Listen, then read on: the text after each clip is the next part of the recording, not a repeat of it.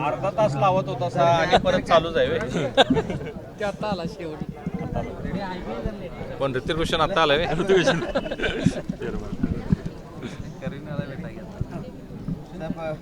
उमेदवारांची निश्चिती तर झालेली आहे. आज उमेदवारांच्यासाठी कार्यशाळा होते. कशा पद्धतीनं माहिती म्हणून पुढे कोल्हापूर महापालिकेच्या निवडणुकीनिमित्त एक अभूतपूर्व महायुती झालेली आहे. मला वाटते महाराष्ट्रामध्ये भारतीय जनता पार्टी, शिवसेना आणि राष्ट्रवादी अजितदादांची यांचे जे समीकरण कोल्हापुरात झाले महाराष्ट्रात कुठे झालेलं नाही.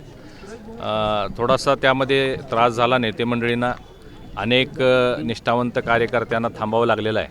परंतु पूर्ण 81 उमेदवारांची यादी आम्ही निश्चित केली. त्याप्रमाणे अर्ज भरले गेलेले आहेत. काही आता लोकांनी जे इतर अर्ज भरले होते त्याची काढण्याचा प्रक्रिया सुरू आहे. उद्यापर्यंत होऊन जाईल. अनेक मजबूत आणि सगळ्यांच्या विचारानं 81चं हे पॅनल तयार झालेलं आहे. आज या सर्व उमेदवारांना इथं एकत्रित करून कार्यशाळा आयोजित केलेली आहे.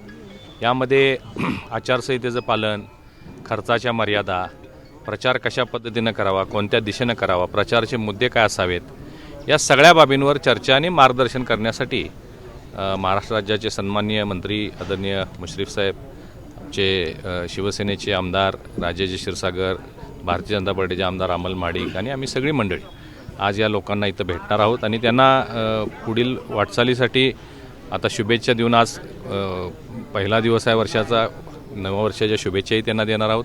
आणि या निवडणुकीमध्ये यशस्वी होण्याच्यासाठी काही मंत्र कसे, तंत्रमंत्र काय असले पाहिजे, या निवडणुकीमध्ये प्रक्रिया काय असली पाहिजे, या सगळ्याची माहिती आज आम्ही त्यांना देणार आहोत. आणि मला विश्वास आहे की या निवडणुकीमध्ये महायुतीचा झेंडा कोल्हापूर महापालिकेवर फडकेल. महापौर आणि सर्व पदाधिकारी हे सगळे माहितीचेच होतील. जागा वाटप जाहीर झाल्यानंतर तिन्ही पक्षातल्या काही पदाधिकाऱ्यांनी, काही कार्यकर्त्यांनी बंडखोरी करत अपक्ष उमेदवारी अर्ज दाखल केलेले आहेत. मी आपल्याला सांगितलं, महाराष्ट्रात सगळीकडेच हे मोठ्या प्रमाणात झालेलं आहे. 10 वर्षांना निवडणुका होत असल्यामुळे इच्छुकांची संख्या वाढलेली आहे आणि महायुती म्हणून निवडणूक लढवत असल्यामुळं अनेक लोकांच्यावर अन्याय झालेला आहे. आम्ही या सर्व लोकांची दिलगिरी व्यक्त केलेली आहे. ज्यांनी अर्ज भरलेले आहेत, इतर अर्ज भरलेले, त्यांची मनधरणी करण्याचं काम सध्या सुरू आहे आणि बऱ्यापैकी ज्यांनी रिबिल केलं होतं त्यामध्ये बऱ्यापैकी आम्हाला यश आलं. बहुतांश लोकांनी अर्ज आज काढलेले आहेत. इतर अर्जसुद्धा उद्या निघतील असा मला विश्वास आहे. निवडणुकीच्या पार्श्वभूमीवर आता पोस्टर वॉलसुद्धा सुरू झालेले आहेत. काल कोल्हापूरकरांनी अनेक पोस्टर्स बघितलेले आहेत, अगदी किस्से भरण्यापर्यंतचे बघितलेले आहेत. काय सांगू शकाल, कोणी किस्से भरली, काय कसं असणार कोल्हापूर? कोल्हापूरचे जे काँग्रेसचे नेते आहेत हे प्रत्येक निवडणुकीमध्ये एक काहीतरी स्लोगन काढतात आणि कोल्हापूरच्या लोकांना फसवतात.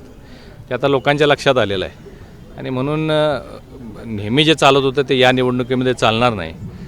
प्रत्येक वेळी एक टॅगलाईन द्यायची. आत्तासुद्धा त्यांनी एक टॅगलाईन काढली आणि मग त्याला उत्तर आम्ही देणं हे क्रमप्राप्त होतं. त्या पद्धतीने त्यांना उत्तर दिलं आहे. भविष्यामध्ये सुद्धा आणखीन जे ते बोलतील त्याला त्या पद्धतीनं उत्तर दिलं जाईल. कोल्हापूरच्या झणझणीत मिसळीचा आनंद स्वतः मुख्यमंत्री घेणार आहेत असं कळतंय.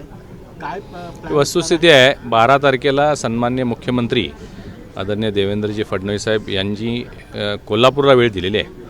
नेहमीच्या पारंपरिक पद्धतीनं सभा किंवा रोड शो न घेता मिसळकट्टा हा कार्यक्रम आयोजित आपण करत आहोत, ज्यामध्ये टॉक शो होणार आहे. माननीय मुख्यमंत्री महोदयांचा 1 तासाचा इंटरव्ह्यू घेतला जाणार आहे आणि संबंध कोल्हापूर शहरामध्ये 20 प्रभागामध्ये 40 ठिकाणी स्क्रीन लावून प्रत्येक ठिकाणी 2-2 हजार लोक असतील आणि जिथं हा कार्यक्रम होईल तिथं एक 2000 एलिट क्राऊड, ज्याला आपण ओपिनियन मेकर्स म्हणतो, शहरातले हुज ते एकत्रित करून मुख्यमंत्री महोदयांच्यासोबत मिसळचा ते आस्वाद घेतील आणि यामध्ये CM साहेब आपल्या भावना कोल्हापूरच्या नागरिकांपर्यंत पोहोचवतील. काँग्रेसचे नेते सतेज पाटील यांनी काल आपल्यावर टीका महायुतीमध्ये शेवटपर्यंत यादी जाहीर करू शकला नाही, तर उमेदवारांपर्यंत तुम्ही कसं विश्वास पोहोचवता? खरं पाहता हे पहा, त्यांच्या कुठल्याही नशीबवान आहेत की प्रामाणिक उमेदवार देऊ शकतो?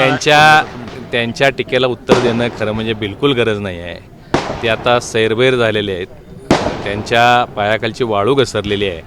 ज्या पद्धतीचं पॅनल आम्ही जाहीर केलं, तुम्ही बघा त्यांच्याकडे उमेदवार 3 ठिकाणी त्यांनी पती पत्नींना उमेदवार दिलेले आहेत, म्हणजे उमेदवारच नाही त्यांच्याकडे.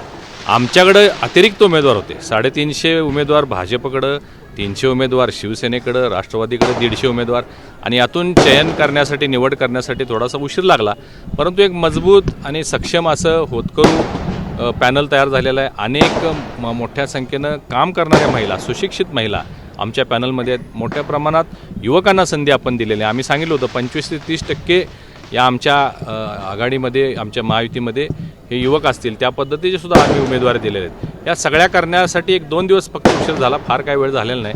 पण याचा सगळा जो परिणाम आहे तो 16 तारखेला आपल्याला पाहायला मिळेल. काँग्रेस आणि ठाकरे गटाची आघाडी तर झालेली आहे. मात्र या आघाडीनंतर देखील ठाकरे गटाचे पदाधिकारी काँग्रेसच्या नेत्यांवर आरोप करताना दिसत आहेत. कारण त्यांच्या धोरणामुळेच आप असेल किंवा राष्ट्रवादी काँग्रेस शरद पवार गट बाहेर गेला अशा पद्धतीची टीका करतात. त्यांच्याबद्दल मी बोलणं योग्य नाही आहे. ते एकाधिकारशाही, हुकुमशाहीनं नेहमीच ते काम करायची सवय आहे त्यांना. अनेक निवडणुकांमध्ये आपण पाहिलेलं आहे. आता निवडणूक सुरू व्हायच्या आधीच त्यांनी काही उमेदवारांना दम द्यायला सुरू केला आहे. तेही तुम्ही सगळे बाईट्स बघितलेले आहेत. त्यामुळे मी त्याच्यावर बोलणार नाही. परंतु त्यांच्या या हुकुमशाहीमुळेच राष्ट्रवादीसुद्धा बाहेर पडलेली दिसते आहे.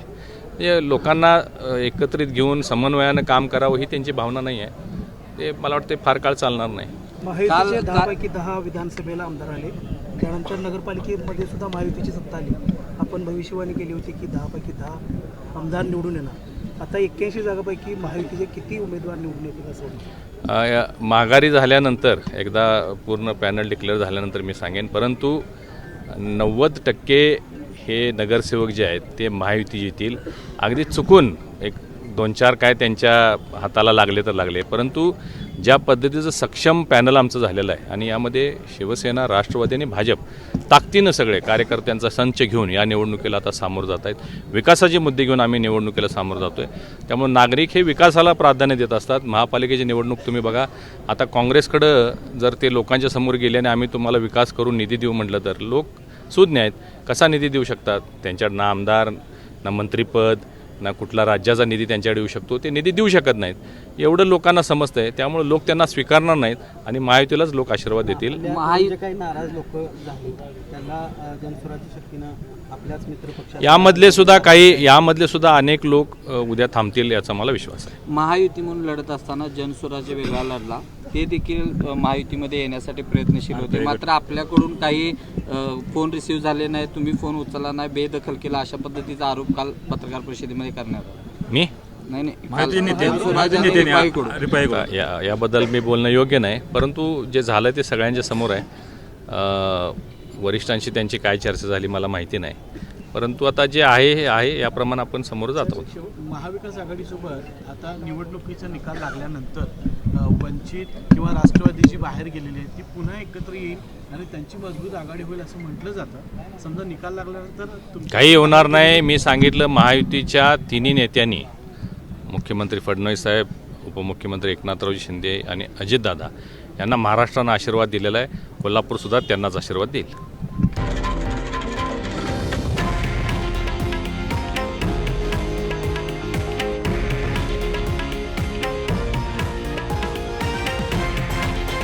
हे आहे देशातील नंबर 1 न्यूज नेटवर्क आणि आपण पाहत आहात TV9 मराठी, एकमेव.